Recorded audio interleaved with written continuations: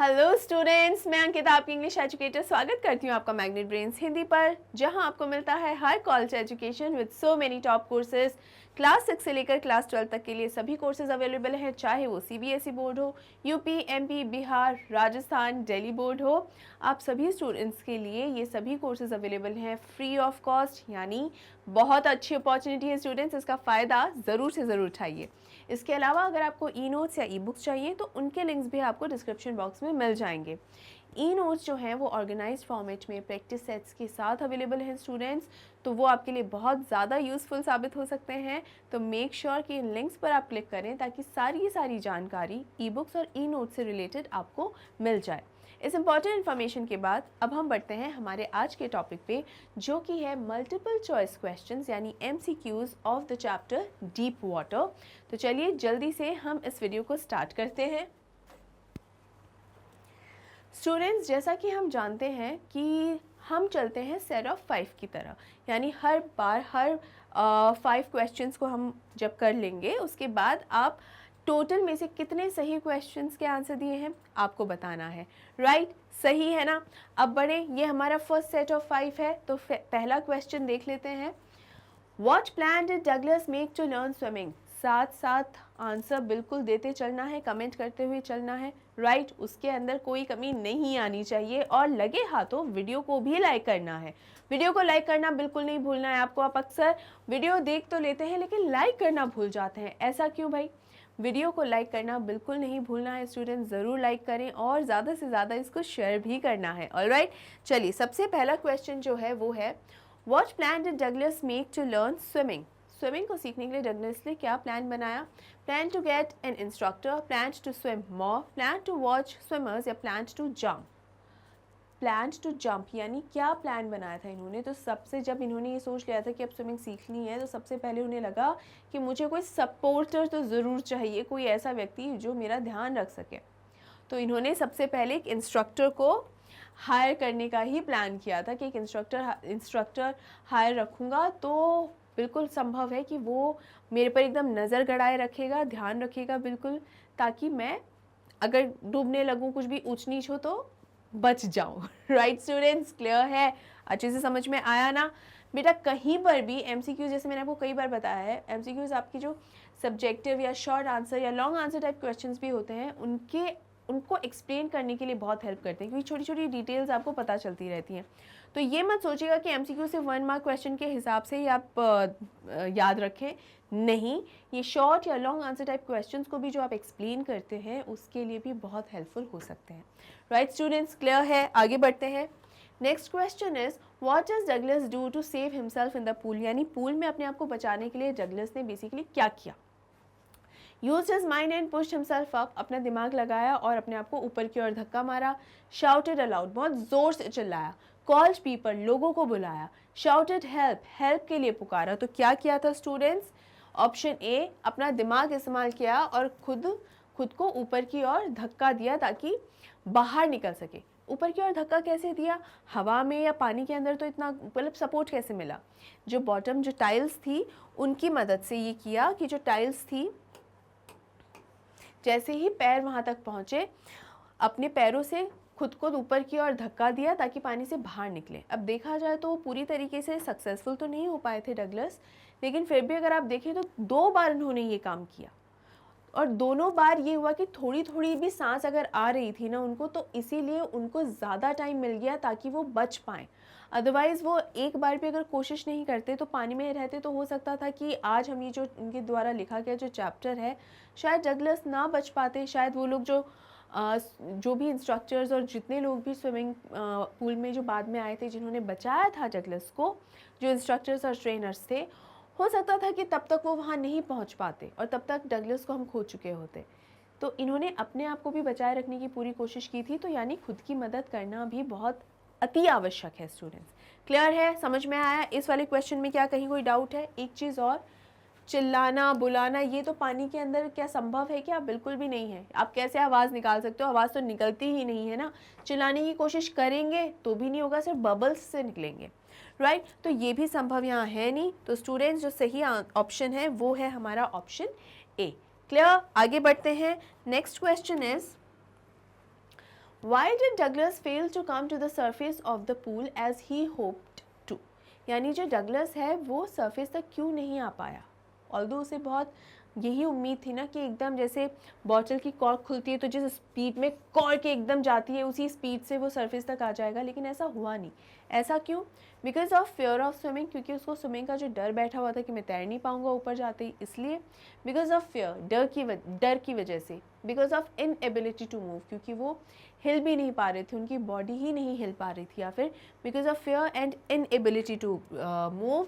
और ये डी ही ऑप्शन बिल्कुल सही है स्टूडेंट्स। यानी देखिए डर तो उन्हें लग ही रहा था लगातार कि वो डूब रहे हैं, इसके अलावा एक पॉइंट के बाद वो मूव भी नहीं कर पा रहे थे प्रॉपर, और उनकी सांस भी जो है उखड़ती जा रही थी धीरे धीरे।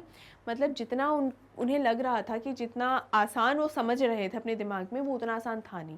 फिर जब बाहर ऊपर आ नहीं पाए तो वो और ज़्यादा घबरा गए, और ज़्यादा उन्हें डर लगने लगा कि अरे मैंने तो जो प्लान किया था वो तो वर्कआउट ही नहीं किया, अब क्या होगा।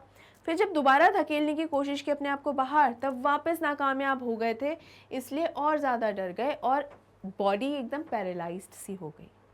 राइट स्टूडेंट्स, क्लियर है, समझ में आया? देखिए डाउट तो नहीं है ना, डाउट लेकर आगे नहीं चलना है, क्लियर है बिल्कुल। डाउट अगर है तो कमेंट सेक्शन में लिख देना है, बाकी मैं अच्छे से एक्सप्लेन करते हुए चल रही हूँ। लग नहीं रहा कि डाउट होगा, बट फिर भी अगर है तो बिल्कुल पूछ लीजिए। Next question is what was the impact of the pool incident. ये जो हादसा हुआ इनके साथ, डगलस के साथ, उसका क्या असर पड़ा इनके ऊपर, उसका क्या असर था? डेवलप्ड फेयर, उनके अंदर डर पैदा हो गया। बिकेम कॉन्फिडेंट, वो और भी ज़्यादा कॉन्फिडेंट हो गए कि अब तो मैं मौत का सामने कर आया हूँ, इससे ज़्यादा बड़ी बात तो होगी क्या, तो मैं तो अब बिल्कुल और ज़्यादा स्ट्रॉन्ग हूँ मेंटली। हाइड्रोफोबिया वॉज रिवाइव्ड, पानी का जो डर होता है हाइड्रोफोबिया कहते हैं उसको, कि वो वापस से उनका आ गया। मतलब रिवाइव्ड का मतलब होता है बेसिकली वापस से आ जाना, यानी बचपन में उनको जो 3-4 साल की थी तभी तो पानी में गिर गए थे, तो वो जो डर था ना वो वापस से लौट आया। या बिकेम ओवर कॉन्फिडेंट, मतलब कॉन्फिडेंस के भी आगे पहुंच गए, इतना ज़्यादा कॉन्फिडेंट हो गए कि मतलब कि भाई कॉन्फिडेंट तो थे, अब तो और हो गए कि अब तो कुछ होना ही नहीं है, मैं इस तरीके से मौत को छू कर आया हूँ तो मुझे किसी का कोई खौफ ही नहीं है। पर स्टूडेंट्स जो एक्चुअल में हुआ था वो हुआ था कि हाइड्रोफोबिया रिवाइव हो गया था उनका, यानी वो सिर्फ जैसे हो सकता है आप ये भी सोचें, कंफ्यूज नहीं होना है, डेवलप्ड फेयर जी नहीं, उनका ये डेवलप नहीं हुआ था फेयर। डेवलप फेयर होना मतलब पहली बार डर आना दिमाग में, नो, उनको ऑलरेडी डर था, लेकिन हल्का फुल्का था, बहुत ज़्यादा नहीं था, हल्का फुल्का डर था। लेकिन जब ये हादसा हुआ स्विमिंग पूल का, तब उनका डर और ज़्यादा बढ़ गया, और अब वो डर फोबिया में, दहशत में एक तरीके से तब्दील हो गया था, फोबिया बन गया था, और उनको इतना ज़्यादा स्ट्रांगली इसका खौफ बैठ गया था कि फ़िशिंग करने में भी उनको डर लगता था। पानी के नाम से, कि स्विमिंग के नाम से उनको डर लगने लग गया था। तो ये छोटी मोटी चीज़ नहीं थी, ये अब उनके साथ जो हुआ था वो कहीं ना कहीं उनकी पर्सनालिटी पे भी असर डाल रहा था, कि कहीं घूमने फिरने भी जाना अगर है तो उनकी आधे प्लान्स इसीलिए नहीं बन पाए क्योंकि उन्हें पानी से डर लगता है और बहुत भयंकर फोबिया है। राइट स्टूडेंट्स, क्लियर है, अच्छे से समझ में आया? क्या हम आगे बढ़े? ऑल राइट, तो नेक्स्ट क्वेश्चन है, how many times did Douglas try to come to the surface of the pool. कितनी बार पानी से बाहर आने की उन्होंने कोशिश की थी? 3 बार, 2 बार, 1 बार, 5 बार? कितनी बार कोशिश की थी स्टूडेंट्स? याद है ना कि इस बार मैं बाहर आ जाऊं, इस बार भी नहीं आ पाया तो इस बार ज़रूर आ जाऊंगा। स्टूडेंट्स, उन्होंने 3 बार पानी से बाहर आने की कोशिश की थी, लेकिन वो संभव नहीं हो पाया था। तो यानी यहाँ पर ये जो हमारा आंसर है वो है ऑप्शन ए। स्टूडेंट्स, यहाँ हमारा फर्स्ट सेट ऑफ 5 कंप्लीट होता है, तो जल्दी से बता दीजिए आउट ऑफ 5 आपने कितने क्वेश्चंस को सही आंसर किया है, राइट? और अब हम बढ़ते हैं हमारे नेक्स्ट सेट ऑफ 5 की तरफ। ओके, देखिए, why did Douglas hate to walk with bare legs. Bare legs का मतलब यहाँ क्या है? नंगे पाँव। तो वैसे तो नंगे पाँव कहा जाता है कि जब जूते या चप्पल नहीं पहनी हो। यहाँ पर बेयर लेग्स का मतलब है कि उसके पैर एक्चुअली बहुत ही ज़्यादा पतले हैं, तो वो बहुत स्किनी सा है। देखिए यहाँ पर अगली लुकिंग लेग्स, फैट लेग्स, तो यानी जब स्विम सूट पहनते हैं तो मतलब पैर खुले ही रहते हैं ना, दिखाई देते हैं सबको, तो ऐसा क्यों है कि उसको पसंद नहीं था? अगली लुकिंग लेग्स, फैट लेग्स, मोटे हैं, या पहले पैर बहुत मोटे मोटे हैं, या अगली लुकिंग मतलब दिखने में बिल्कुल अच्छे नहीं हैं, बिकॉज ऑफ स्किन कलर, उसका जो कलर है वो अच्छा नहीं है, या बिकॉज ऑफ स्किनी लेग्स, बहुत पतले लेग्स हैं। तो मैंने आपको इसको एक्सप्लेन करते करते ऑलमोस्ट बता ही दिया कि स्किनी लेग्स की वजह से है। तो यहाँ पर बेयर लेग्स नहीं, एक्चुअली स्किनी लेग्स इसी शब्द का इस्तेमाल हुआ है आपके चैप्टर के अंदर, बट यहाँ पर स्किनी तो लिख नहीं सकते क्योंकि वही तो आपसे पूछा गया है। सो बेयर लेग्स यानी बिना कुछ पहने हुए पैरों में, ठीक है, यानी पैंट्स या निकर्स ये सब जब नहीं पहने हुए हैं तो वो बिल्कुल पसंद नहीं करते डगलस अपने आप को। क्यों?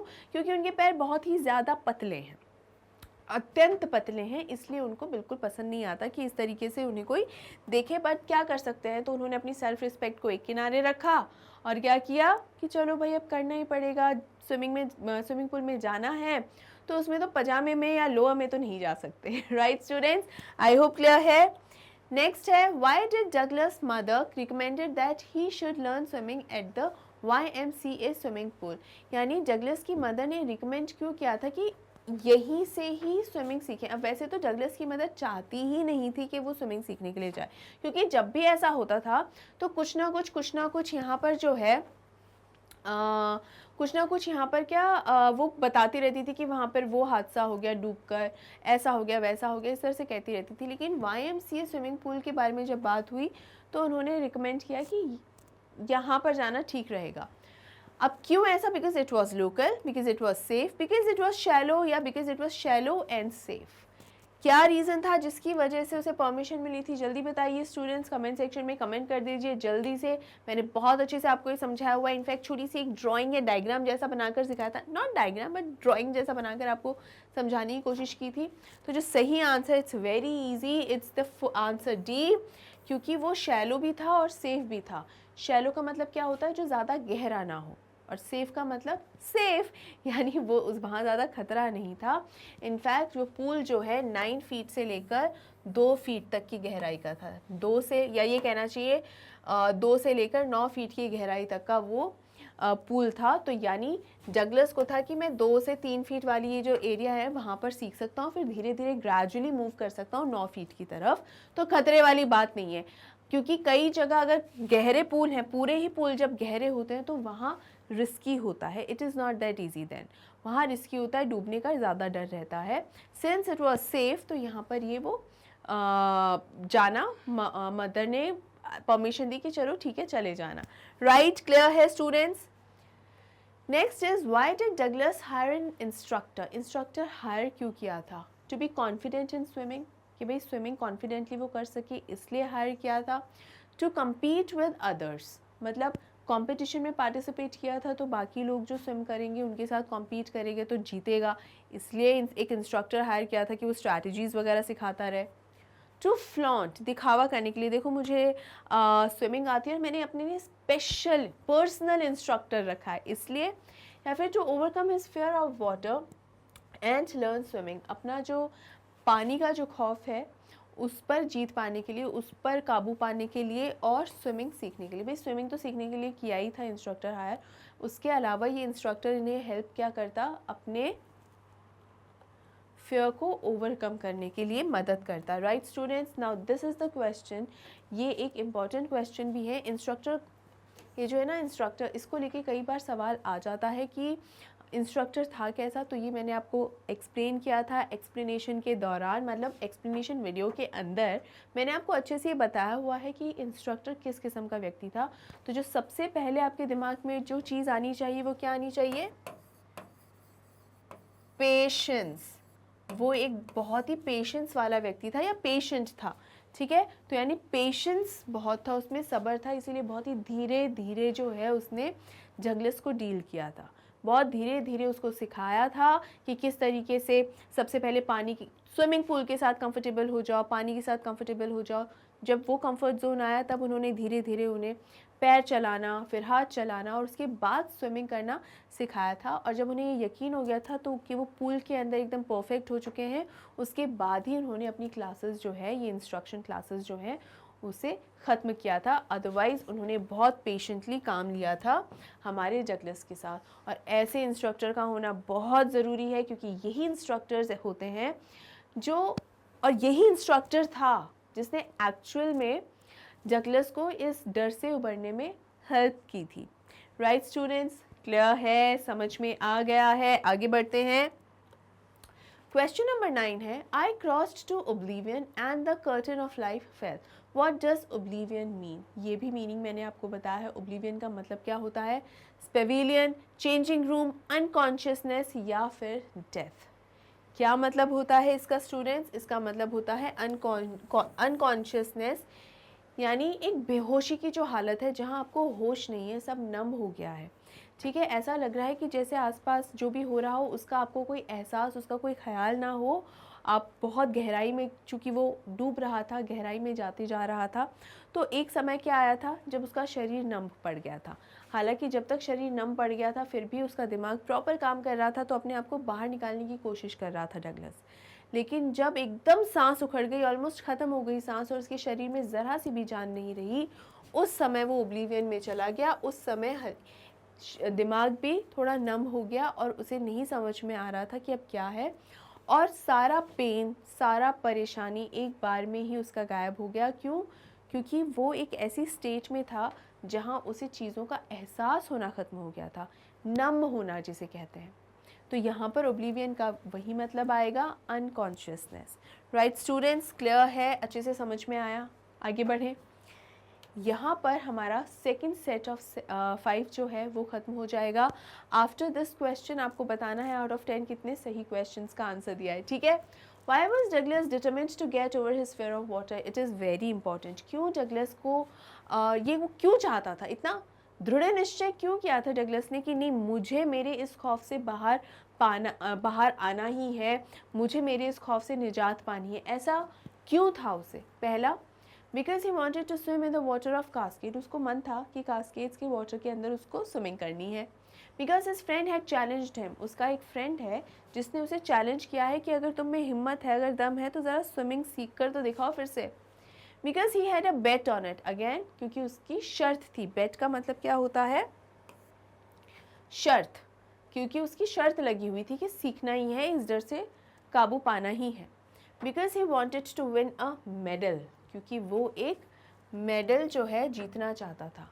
तो स्टूडेंट्स, क्या कारण था? इसमें से कौन सा कारण है जिसकी वजह से जो है हमारा डगलस इस डर से निजात पाना चाहता था? Option A, because he wanted to swim in the waters of Cascade. यहाँ पर आपको सिर्फ ये एक ही ऑप्शन दिया गया है। सिर्फ कास्केड में ही नहीं, वो बहुत सारे कास्केड्स, कुछ मेडोज़ जहाँ पर कुछ रिवर्स हैं, अलग अलग रिवर्स, इनफैक्ट अलग अलग जगहों की रिवर्स जो अपनी अपनी स्पेशल फ़िश के लिए जानी जाती हैं, जहाँ फ़िशिंग होती है, बोटिंग, कैनूइंग, इन सब के कारण, इन सब की वजह से वो ये स्विमिंग जो है सीखना चाहता था, अपने डर पर काबू पाना चाहता था। क्योंकि इस डर और इस खौफ की वजह से वो इनमें से कोई सी भी चीज़ नहीं कर पा रहा था जो उसको बहुत ज़्यादा पसंद है। तो कहीं ना कहीं नेचर रिस्पॉन्सिबल है कि उसने इतना मोटिवेट किया, उसकी इच्छा जो थी ना ये डर पर निजात पाने की, नेचर और ये जो स्विमिंग, बोटिंग, कैनोइंग, फ़िशिंग, ये चीज़ें इतनी हद तक पसंद थी हमारे डगलस को कि उसने हर मुमकिन कोशिश करी अपने डर पर काबू पाने की कि मुझे वहाँ ट्रिप्स पर जाना है, मेरी ट्रिप्स ही सफल नहीं हो पाती हैं, और फाइनली उसने काबू पा ही लिया। राइट, यहाँ हमारा सेकंड सेट ऑफ 5 जो है स्टूडेंट्स ख़त्म होता है। अब आप जल्दी से, आपको क्या बताना है मुझे बताइए, जल्दी से आपको बताना है आउट ऑफ 10 कितने क्वेश्चंस के सही आंसर्स दिए हैं। कहीं कोई भी डाउट रहा है क्या? अगर रहा है तो क्या करना है, आपको पूछ लेना है उसी वक्त। लिख लीजिए अपना डाउट कमेंट सेक्शन में और मैं उसे आंसर ज़रूर करूँगी। राइट, चलिए यहाँ आ गए हैं हम हमारे थर्ड सेट ऑफ 5 पर, जो कि लास्ट सेट ऑफ 5 भी है इस वीडियो का। ठीक है, क्वेश्चन 11 है, what was stopping Douglas to get into the waters of Cascade? मतलब अगर वाटर्स ऑफ कास्केड में जाना चाहता था तो चला जाता, उसे कौन रोक रहा था? ऑप्शंस हैं मेमोरीज ऑफ वाशिंगटन, वाशिंगटन में जो हुआ वो यादें, कैलिफोर्निया में जो हुआ उसकी यादें, इंस्ट्रक्शंस जो दिए थे इंस्ट्रक्टर ने, वो जो मतलब उसने इंस्ट्रक्टर ने ये इंस्ट्रक्शंस दिए थे भाई वहाँ पर नहीं जाना है, या फिर memories full of terror in the pool, pool में जो भी हुआ उसके साथ जो भी हादसा हुआ उसकी यादें आ गई। तो कौन सी वाली मेमोरीज आई थी या कौन से वाले इंस्ट्रक्शंस याद आए थे, वाशिंगटन वाले, कैलिफोर्निया के इंस्ट्रक्टर के, या फिर स्विमिंग पूल के? तो स्टूडेंट्स जो एक्चुअल में उसको याद आया था और उसके दिमाग पे जहन पे हावी था वो था memories full of terror in the pool, यानी जो हादसा इसके साथ हुआ था डूबने वाला, जो उस बच्चे ने शरारत में एकदम मजाक करने में इसको उठा के एकदम फेंक दिया था डगलस को पानी में, वो हादसा जो है वो इसके जहन पर बार बार हावी हो रहा था और इसीलिए यहाँ पर वाटर ऑफ कास्केड में भी ये नहीं जा पा रहा था। अब यहाँ पर वाटर ऑफ कास्केड्स की सेकेंड बार बात हुई, इसके पहले भी एक ऑप्शन में वो आया था। क्यों? क्योंकि अगर आपको याद हो जब हम एक्सप्लेनेशन पार्ट कर रहे थे उसमें एक लाइन थी जिसमें शब्द था वेडिंग, इसका मतलब है अपने आप से पहले भी इसने कई बार कोशिश करी ही थी डगलस ने, लेकिन वो सफल नहीं हो पा रहा था। तो उसको ये एहसास हो गया था कि अकेले तो काम नहीं ही चलेगा, ठीक है, तो तब भी उसने कोशिश यही की थी वाटर ऑफ कास्केड में जाने की, ठीक है। इसके अलावा एक दो जगह जैसे गोट रॉक्स की तरफ भी जाने की कोशिश करी थी, हाँ, लेकिन शुरुआत यहीं से की थी कास्केड्स से, ठीक है। तो नहीं उससे काम बन पाया, अकेले जाते हुए उसके हाथ पैर फूल जाते थे, तो पैर ऐसा लगता था आगे बढ़ा ही नहीं पा रहा है, ठीक है ना। तो इसीलिए इंस्ट्रक्टर की ज़रूरत पड़ी थी और इसीलिए उसके दिमाग में कहीं ना कहीं हो गया था नहीं ये वाटर ऑफ कास्केड्स में तो मैं जाके ही रहूँगा और जाके ही माना, ठीक है। तो ये क्लियर हुआ, अच्छे से समझ में आया, आगे बढ़ें। Next is how did Douglas make sure that he had conquered the old terror, मतलब मेक श्योर का मतलब ये है कि उसने कैसे ये बात पुख्ता करी कि हाँ भाई उसका जो डर है वो पूरी तरीके से जा चुका है, उसको कोई भी डाउट नहीं है। तो कैसे ये पता चला? बाय विजिटिंग कैलिफोर्निया, कैलिफोर्निया जाके उसको पता चल गया नहीं 100% डर जा चुका है। By jumping into the waters, पानी के अंदर जंप करके, मतलब अलग अलग जगह पे जाके अलग अलग जगह डाइव करके। By taking a lesson from the instructor, instructor से लेसन लेके उसे पता चला। या फिर by swimming into the lake Wentworth, lake Wentworth के अंदर जब उसने स्विम किया तब। तो कब पता चला था स्टूडेंट्स, कब वो 100% श्योर हो गया था कि हाँ अब मेरे अंदर कोई डर नहीं रहा है पानी का, 100% मैं जीत चुका हूँ उससे? तो वो हुआ था स्टूडेंट्स लेक वेंटवर्थ में जाके। अब यहाँ देखिए ये कैलिफोर्निया भी गया था, सब जगह गया था, बट उससे कोई फ़र्क नहीं पड़ता, बहुत जगह गया था वो। By jumping into the waters, yes ये एक पॉसिबिलिटी हो सकती है, but let me remind you यहाँ अलग अलग जगह, जैसे वो न्यू हैम्पशायर भी गया था, कैलिफोर्निया भी गया था, अलग अलग जगह गया था, अलग अलग जो रिवर्स थी या लेक्स थी उसके अंदर उसने स्विमिंग करी थी, बिल्कुल सही है, करेक्ट है ये भी। लेकिन उसके बावजूद भी रिमेंबर रेसिड्यूज ऑफ फेयर, ये वर्ड याद है कि नहीं है? रेसिड्यूज ऑफ फेयर, ये आपके चैप्टर में लाइन है, एक्चुअली फ्रेज, कि अभी भी उसके मन में हल्का हल्का भीना भीना से एक ये डर था कि कहीं मेरे अंदर डर रह तो नहीं गया है। तो उसने अपने आप को फिर से एक चैलेंज दिया और वो चैलेंज ये था कि वो वेंटवर्थ इस लेक में गया, कैंपिंग भी करी थी यहाँ पे, रिमेंबर और नॉट, तो कैंपिंग भी करी थी और कैंपिंग करने के अगले दिन वो बस गया और लेक में कूदा और एक किनारे से जब तक दूसरे किनारे में नहीं निकला तब तक उसको ये यकीन नहीं आया था कि मेरे अंदर से 100% ये डर जा चुका है। और जब ये उसने अचीव कर लिया, ये चैलेंज उसने जब फेस कर लिया, तब वो जाके रिलैक्स हुआ कि हाँ भाई now I have conquered this old terror. Clear है स्टूडेंट्स? कोई डाउट तो नहीं है, अच्छे से समझ में आया? आगे बढ़े। नेक्स्ट क्वेश्चन है what distance Douglas covered while swimming across the lake Wentworth, मतलब कितना डिस्टेंस कवर किया था? It is very easy students, कितना डिस्टेंस कवर किया था? 4 miles, 3 miles, 5 miles, 2 miles? It is very easy, it is a direct question. तो उसने 2 miles cover किए थे, इज़न्ट इट? 2 माइल्स उसने कवर किए थे एक सिंगल स्ट्रेच में। सिंगल स्ट्रेच का मतलब होता है बिना रुके एक बार में लगातार, राइट? क्लियर है? ये तो इजी था, समझने वाला नहीं, याद रखने वाला है, ठीक है। आगे बढ़ते हैं। Where was the lake Wentworth, कहाँ था? न्यू हैम्पशायर में, वॉशिंगटन में, कैलिफोर्निया में या वॉशिंगटन डीसी में? ये है वेंटवर्थ कहाँ पर है, ये भी चीज़ें याद रखनी है स्टूडेंट्स। तो ये है न्यू हैम्पशायर में, ठीक है। यहाँ पर इस लेक के अंदर जब तैर लिया ना तब संतुष्टि हो गई, हाँ भाई अब एकदम बढ़िया मैं तैयार हूँ पानी में जाने के लिए, अब मुझे कोई खौफ कोई खतरा नहीं है। ठीक है स्टूडेंट्स, क्लियर है? यहाँ हम आ गए हैं हमारे क्वेश्चन नंबर 15 पे, थर्ड सेट ऑफ 5 का लास्ट क्वेश्चन और इस वीडियो का भी लास्ट क्वेश्चन। और ये क्वेश्चन का आंसर देने के बाद आपको क्या बताना है कि आउट ऑफ 15 आपके कितने क्वेश्चंस में से कितने, मतलब आउट ऑफ 15 कितने क्वेश्चंस के सही आंसर दिए हैं। ठीक है, तो 15th क्वेश्चन है, at first why was the writer not much frightened when he was thrown into the pool. मतलब शुरुआत में जो है जो हमारे डगलस है उनकी बात हो रही है, राइटर कौन है? वही है ना। उन्हें जब पहले फेंका गया था पानी में, स्विमिंग पूल में, तब वो इतना नहीं डर रहे थे। मतलब हाँ डर तो लगे कि अरे, क्योंकि तैयार ही नहीं था कि ऐसे कुछ हो जाएगा उनके साथ, तो पानी में फेंका तो उनको इतना डर नहीं लगा। क्यों ऐसा हुआ था? ऐसा क्या हो गया था जिसकी वजह से वो इतना नहीं डरे थे, लेकिन बाद में इतना ज़्यादा पैनिक हो गए कि उनको बस ये लगा कि मैं तो मौत की आगोश में ही चला गया। ऐसा क्या हुआ था? तो यहाँ ऑप्शंस है, बिकॉज ही वॉज स्लीपिंग, क्योंकि वो सो रहा था, तो पानी में सो रहा था। Second, because he was intoxicated, intoxication का मतलब होता है नशा, ठीक है। Then because he thought that the life guard would come to his rescue, life guard मतलब वहाँ लाइफ गार्ड्स खड़े रहते हैं ना बचाने के लिए कि भाई अगर कोई डूब रहा है तो उसी वक्त आके उनको बचा लिया जाए। तो क्या है, लाइफ गार्ड्स थे, या फिर because of confidence, full confidence था, पूरा कॉन्फिडेंस था अपने ऊपर। तो क्या कारण है students? The reason is because he was confident. ये ना लाइफ गार्ड था तो कोई वहाँ पर तो कोई था ही नहीं ना, बात तो वही थी कि वहाँ पर कोई था ही नहीं, आराम से वो बैठा हुआ था।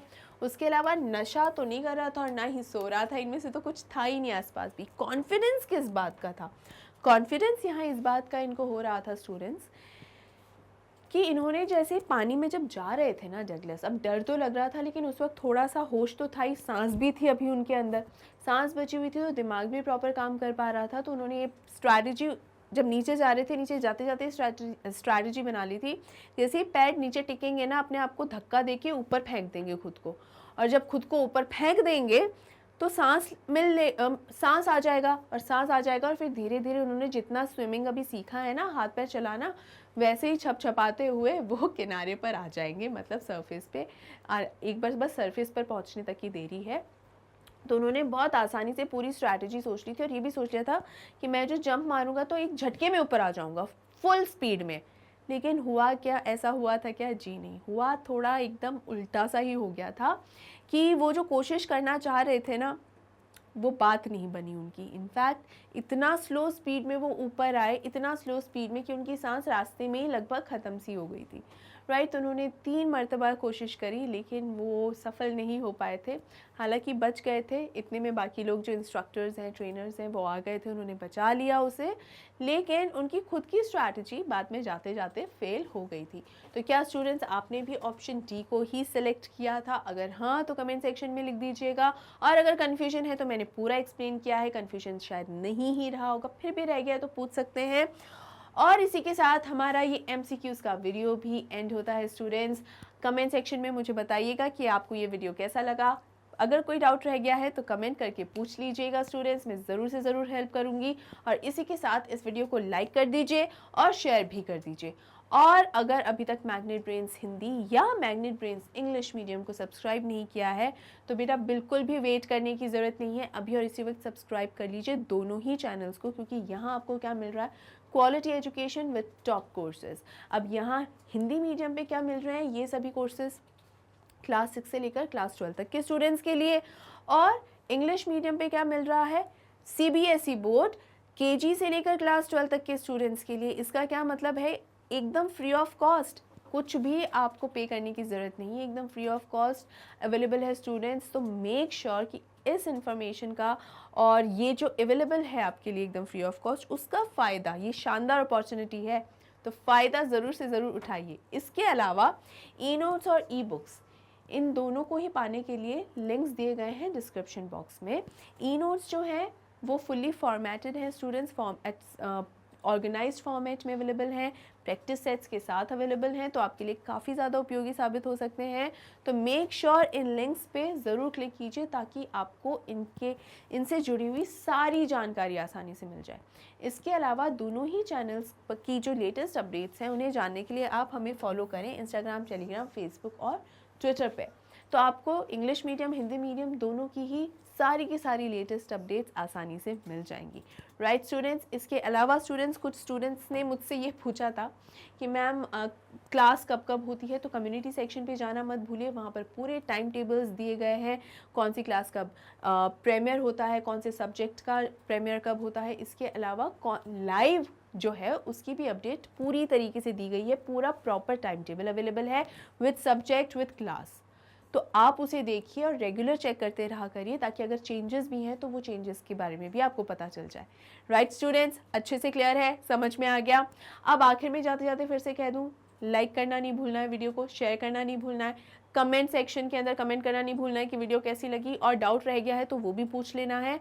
और सबसे ज़्यादा ज़रूरी बात क्या है, बिल्कुल सही, अपना ध्यान ज़रूर से ज़रूर रखना है स्टूडेंट्स। तो अपना ध्यान रखिए, मिलते हैं अगले वीडियो के अंदर। Bye bye, take care.